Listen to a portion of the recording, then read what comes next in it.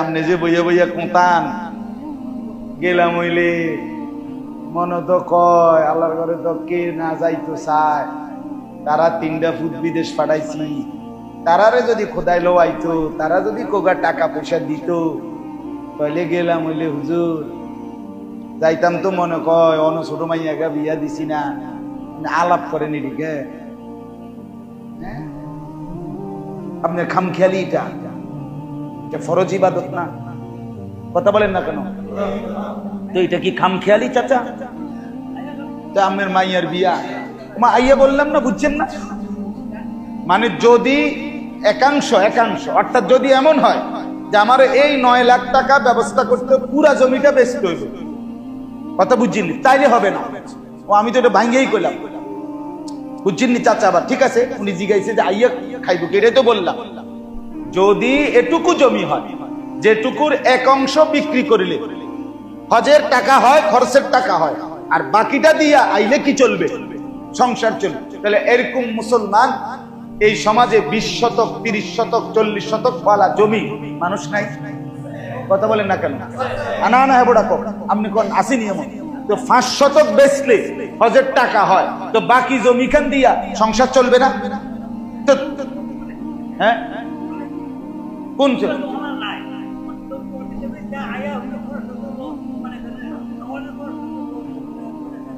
পরে কয়দিন আপনি বাঁচবেন, এই হায়াতের নিশ্চয়তা কয়দিন?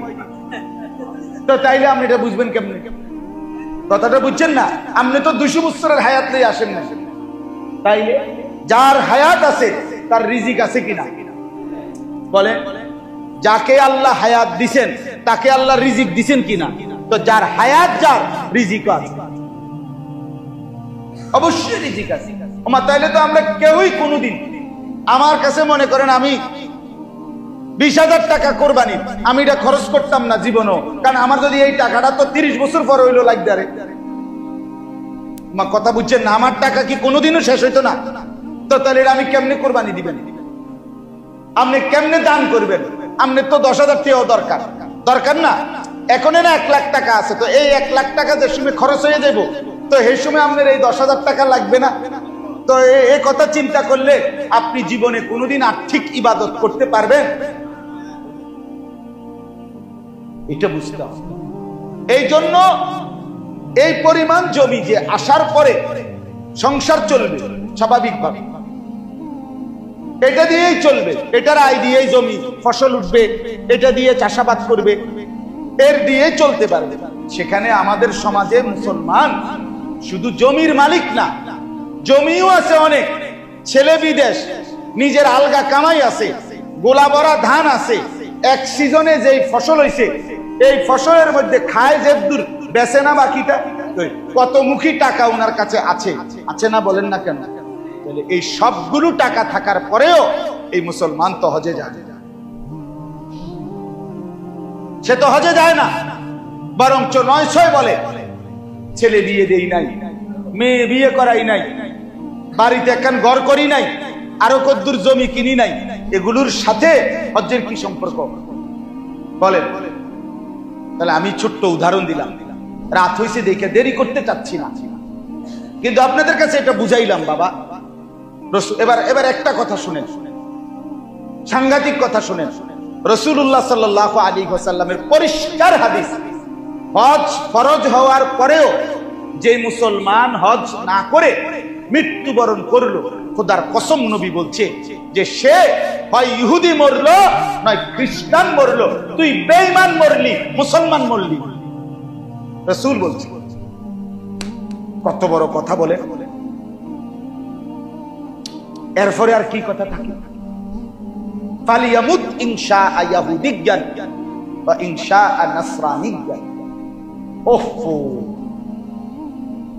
আমার এ কথাও নবী বলে নাই যে তার মৃত্যু হয় মুসলমানের হইছে নয়তো ইহুদির মৃত্যু হয়েছে, এটা না। তার মৃত্যু ইহুদির মৃত্যু হলো অথবা খ্রিস্টানের মৃত্যু হলো, মুসলমান শব্দটাই সরাইয়া ফেলছে একবারই পরে।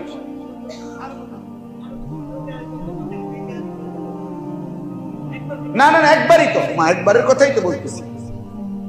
একবারই তো টোয়া পাইতেছি না আমরা, করুন না, একবারই তো যাইতে চাচ্ছে না। প্রশ্ন তো একবার নিয়েই প্রশ্ন, একবার যাওয়ার জন্যই বলা হচ্ছে।